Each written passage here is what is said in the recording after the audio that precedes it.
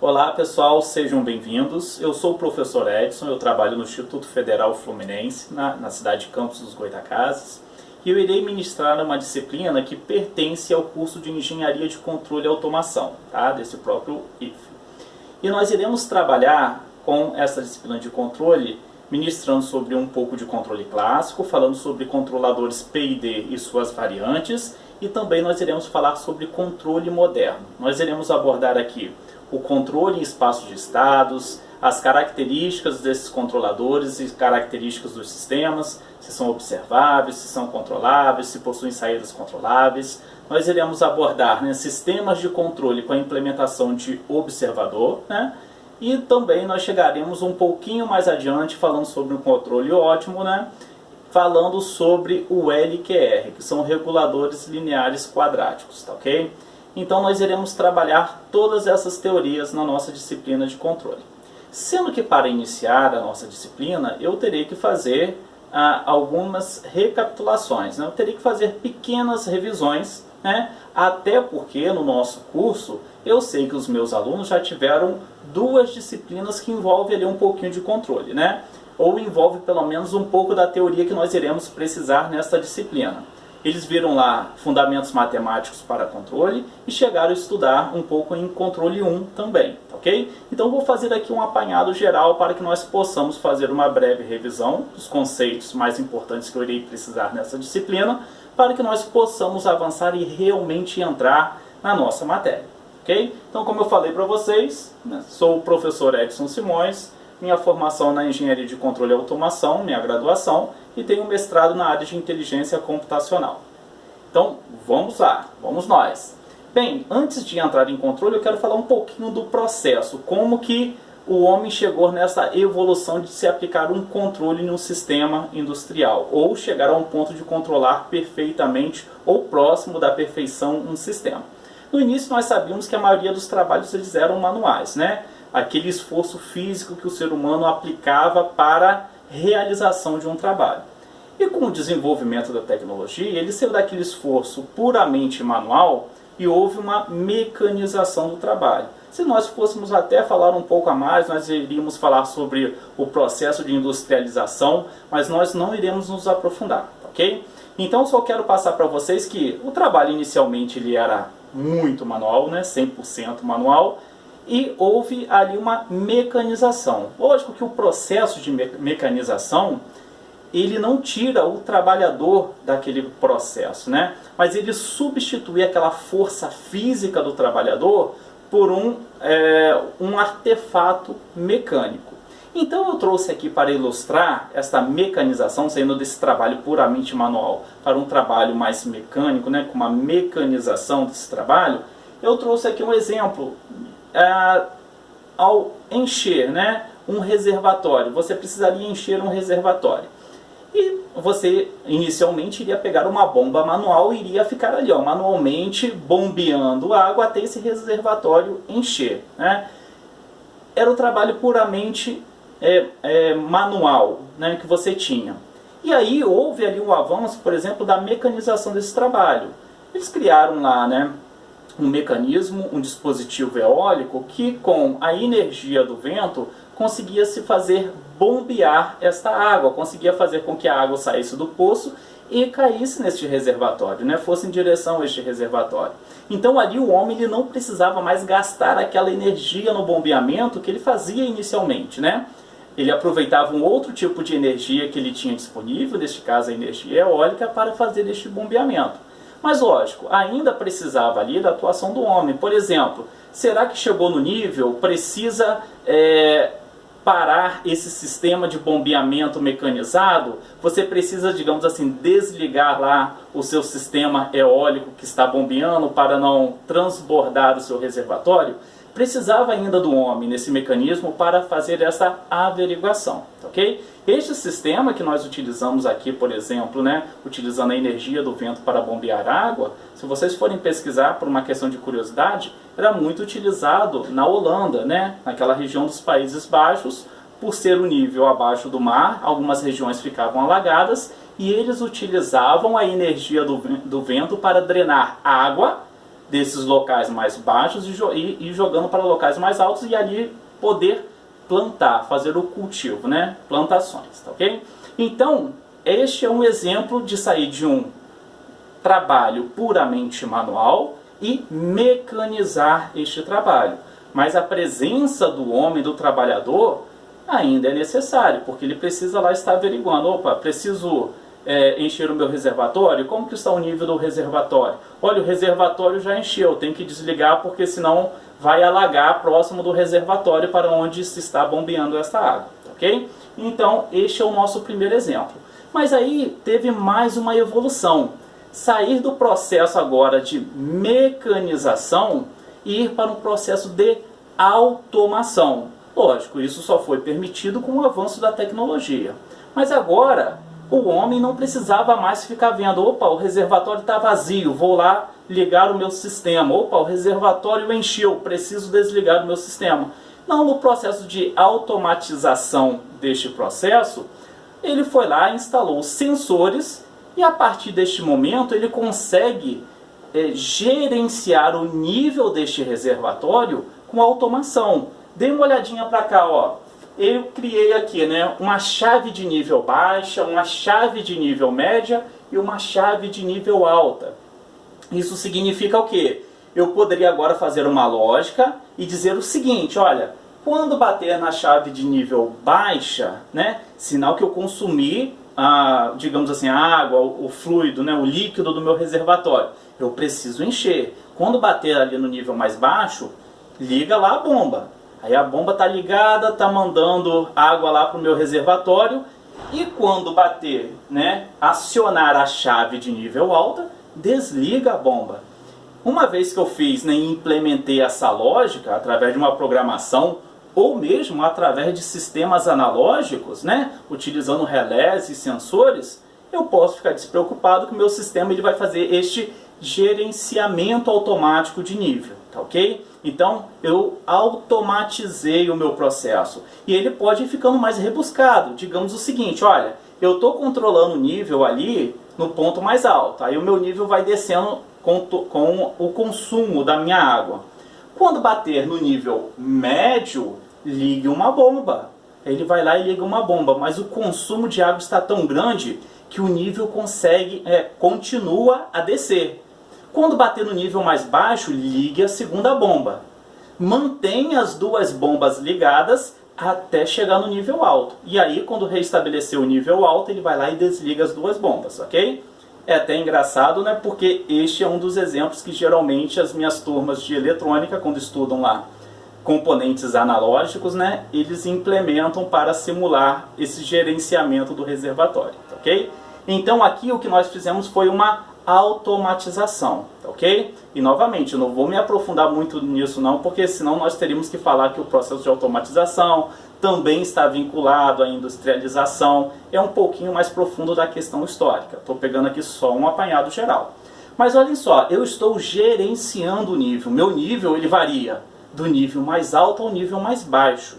E se eu quisesse, precisasse, não tivesse a necessidade de controlar em um nível bem mais, digamos assim, bem mais fixo, né? Um nível ideal, um nível ótimo. Eu poderia só colocar esse gerenciamento de nível?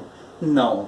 Aí eu precisaria fazer um controle, tá? E quando eu falo em controle, o controle é uma ação de você manter uma variável, que nós veremos aqui, que é a variável de processo, ou a variável de saída do nosso sistema, manter essa variável em um nível, né, ou em um valor, melhor dizendo para vocês, em um valor ótimo, em um valor ideal, ou mesmo que ela siga uma referência ideal, ok? Então, quando eu falo em controle, é manter aquela variável de processo em um valor ótimo, ou muito próximo de um valor ótimo.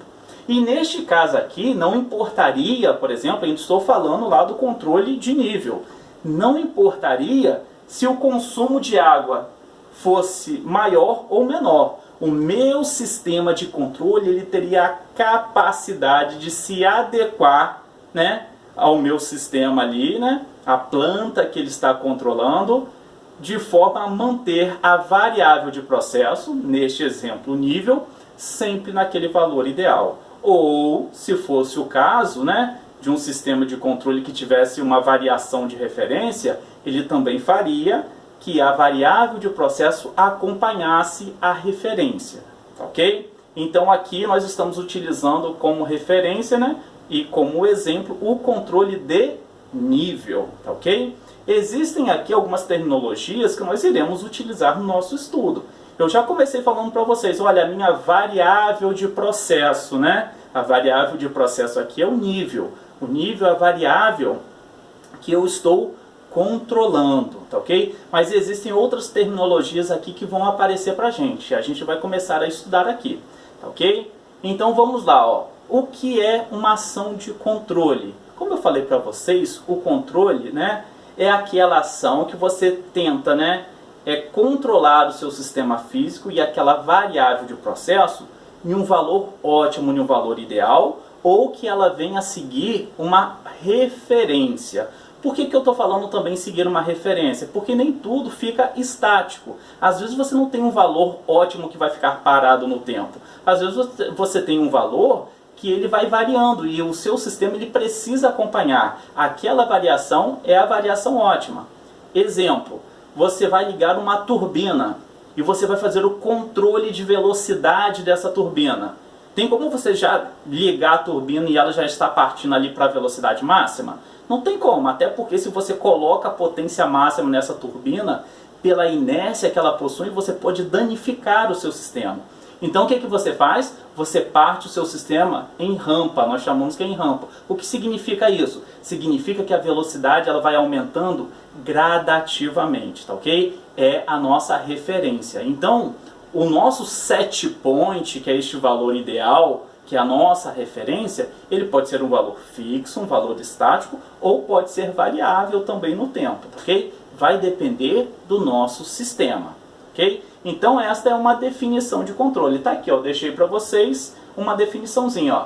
Controlar um sistema físico é fazer com que uma ou mais variáveis do seu sistema assumam um valor desejado ou sigam uma trajetória de referência. Quando ele fala que uma ou mais variáveis do seu sistema, é porque você pode ter um sistema monovariável, que só tem uma variável lá que você vai controlar, tipo essa de nível, mas você pode ter um sistema multivariáveis. Você pode estar controlando nível, temperatura, pressão, tudo ao mesmo tempo no seu sistema, ok?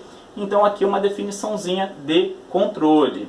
Vamos para alguns exemplos de sistemas que nós podemos controlar. Ele deu aqui, ó, lançamento de um foguete ou míssil. Você precisa controlar a trajetória deste foguete, né, a trajetória deste míssil. Então ali a trajetória seria uma das variáveis a serem controladas, né? Um outro exemplo aqui, uma plataforma de petróleo, né, em alto mar. Se não for uma plataforma fixa, você estaria controlando o seu geoposicionamento, ok? Então é mais um exemplo ali de controle que você poderia aplicar. Um processo industrial, eu dei aqui o exemplo para vocês, né? Estou controlando nível, estou controlando temperatura, estou controlando pressão, estou controlando vazão. Existem N variáveis que vocês podem controlar, tá ok? Umidade e outras variáveis que vocês poderiam estar controlando na sua indústria, tá ok? Ou em um processo industrial.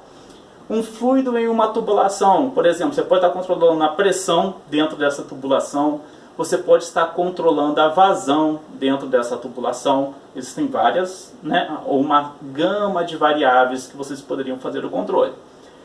Um outro exemplo, voo de uma aeronave. Eu quero controlar a altitude da minha aeronave, né? Eu quero controlar nessa trajetória a altitude. Então, é uma variável que você estaria fazendo o seu controle. A órbita de um satélite, né? Que é essa distância ou raio em relação à Terra, que o seu satélite vai ficar em órbita, se vai ser um satélite, né, satélite geoestático ou não, ou se vai ser um satélite de órbita média ou órbita baixa. Tem algumas diferenças em relação a esses satélites, então você precisaria controlar, ok? E o posicionamento de uma antena parabólica.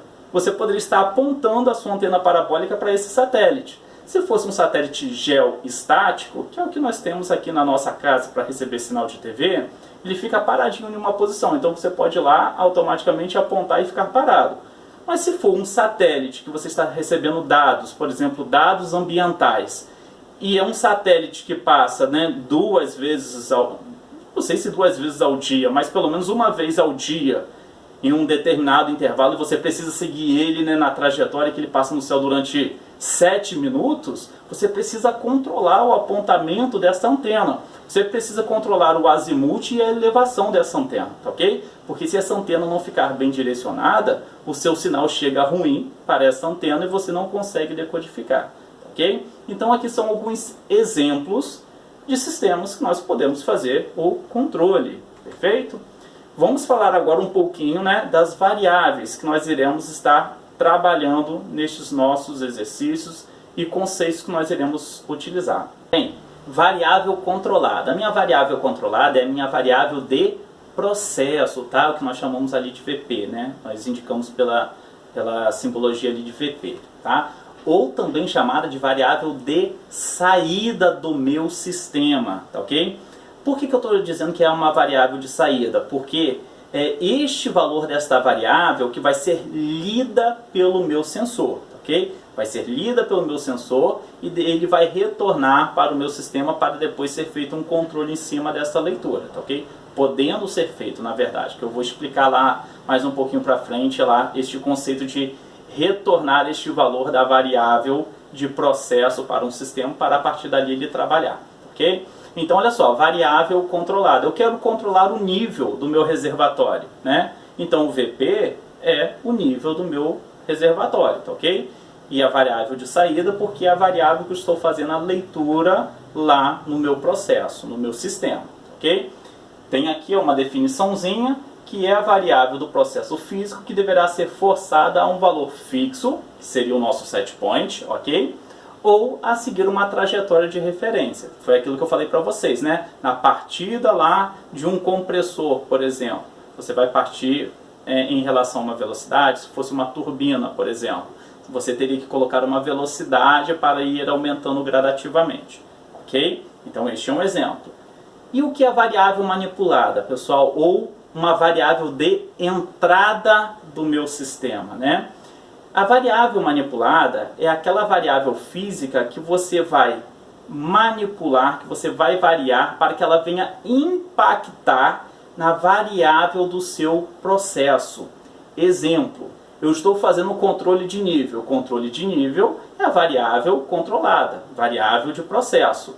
Para fazer o controle de nível, eu vou variar a vazão de entrada do meu reservatório. Olha só, estou variando a vazão de entrada para o meu reservatório para poder fazer o meu controle de nível, ok? Então, a variável de entrada desse sistema é o que? Vazão, é a vazão de entrada. E qual é a variável de saída desse sistema? É a variável de processo, que neste caso é nível, tá ok? Tudo bem? Vamos lá.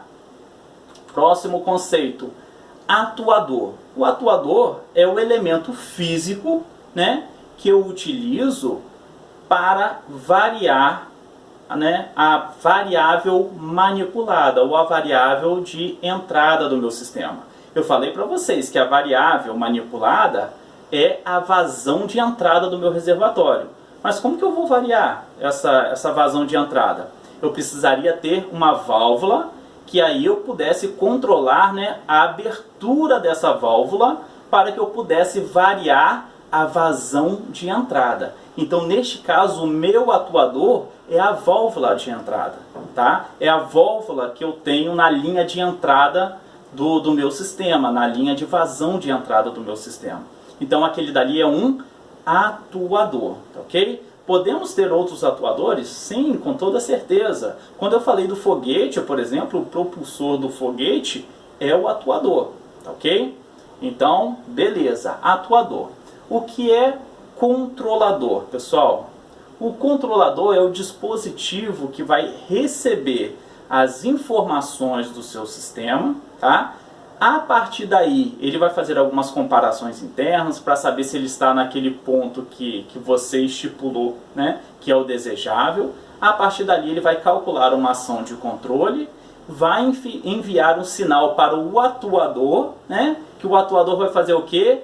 Fisicamente, ele varia a variável manipulada, a variável de entrada do seu sistema. Vamos voltar. A vazão, o atuador é a válvula, né, que eu tenho na entrada dessa linha. Então ele vai ali aumentar ou diminuir a vazão para que a variável de processo seja controlada, ok?